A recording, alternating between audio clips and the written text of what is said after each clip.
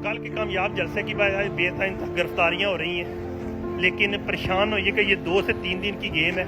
Ali mean Gandapur को बहाने से बुलाया गया और उसके बाद उसे जद्दोकोब किया जा रहा है, फैमिली को टार्चर किया जा रहा है कि हाँ भाई तुम बयान दो या फिर वजारत आला से इस्तीफ़ा दो। वो ना इस्तीफ़ा देगा और ना जो है ना उनके बहकावे में आएगा, ना कोई प्रेस कॉन्फ्रेंस करेगा। उसने कहा कि मेरी गर्दन उतार दो, मैं नहीं कुछ करूँगा।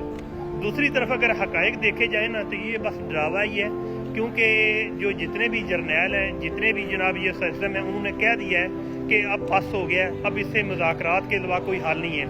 ये आखिरी हरबा इस्तेमाल कर रहे हैं और 2 से 3 दिन के बाद अगर ये जो कमज़ोर ना हुई क़यादत तो जनाब फिर देखेंगे कि इमरान खान सितंबर के महीने में बाहर आ रहा है।